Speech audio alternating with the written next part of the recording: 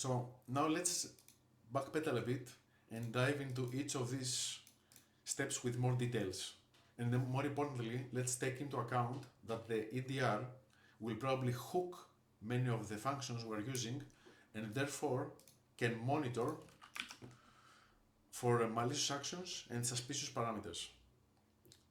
So let's go over the primitives one by one again and get our feet wet regarding a few evading concepts. A common theme is that you want to be different in order to break the patterns that the EDR is looking for. So the first one is getting a handle to a remote process, this one here. Now, a point worth mentioning here is process all access. Why is this a problem? First, from a developer's perspective, if you request all privileges, you have higher chances of failing. Thus, you want to ask as few privileges as possible, just the ones you need to do your job, right? And second, from a malware author's perspective, open process with full access like this here, is probably signatured. So you want to be different. Let's tackle number one. How do we know which access rights we need exactly? Let's search MSDN for all these functions and see what they need to do their operation. Let's open MSDN. Okay. We scroll down a bit, we see that the handle must have the process VM operation access right. Let's keep a note. Moving on, write process memory. What do we need for writing into process memory? The handle must have process VM write and process VM operation.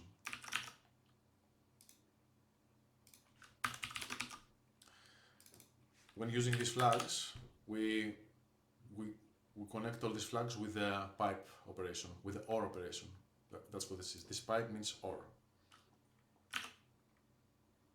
And the last one is CreateRemoteThread.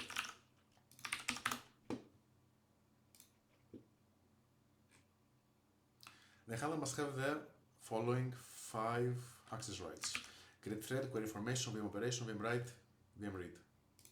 So, let's have a look at all these.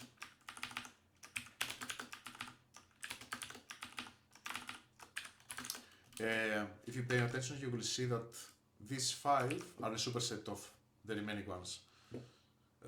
So we can put this as the first parameter of open process. So let's try just that and see if it works. Let's build, yes.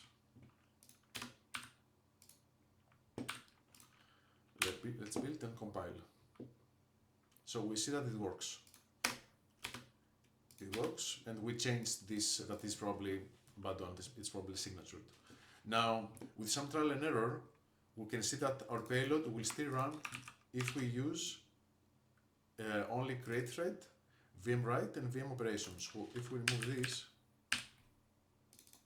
and this, it will still run.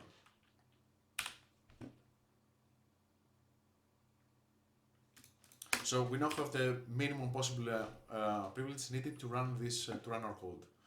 Now, let's tackle number 2, because asking for full access is probably suspicious. That was number 2. Since we changed the code here, we don't use full access anymore, but we also don't want to use just these 3 rights, because they are also probably signatured. Again, your goal is to be different. In general, you should try to stay away from calling the same functions with the same parameters as other malware do. A good strategy is to look for different parameters, even unnecessary ones, just to change the pattern. For this specific example, let's go to the documentation for open process and have a look.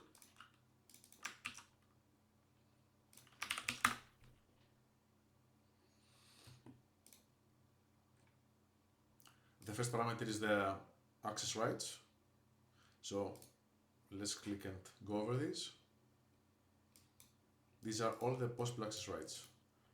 Do we see anything that is looks strange, maybe not that widely used? This one looks interesting, process quota. let's just insert this one here. Let's compile and run. And it still works.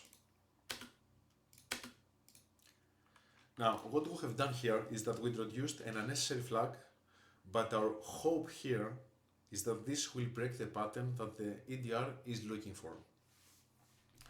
Now, let's talk about primitive number 2, allocating space for our shellcode. There are a lot of different techniques, different methods for allocating space.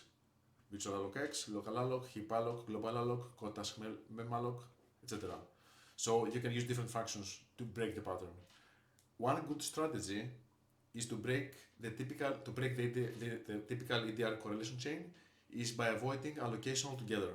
For example, instead of allocating, could you use existing memory? Could you use a region that already exists somewhere?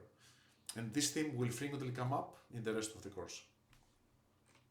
Regarding primitive number 3, writing shellcode to that space. Again, there are a lot of different methods to move data, memcopy, NT-write virtual memory, RTL move memory, etc. So how can we further break the pattern? Instead of writing the shellcode in a single pass, like we do here, how about splitting the shellcode in chunks and writing them in randomized order? And to go even further, to break this correlation pattern even further, you can apply delays between consecutive writes.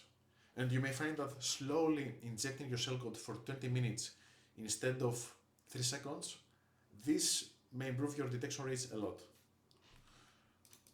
What about primitive number 4, executing shellcode? Again, there are many ways to execute stuff. You can create a thread, you can queue an APC, you can use thread pools.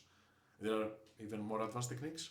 One great way that we use in our own operations even, is to execute shellcode by using Windows callback functions. These are functions that accept another function as a parameter that will be called when completed. So let's have a look at such a function, in Windows. We're using MSDN for everything.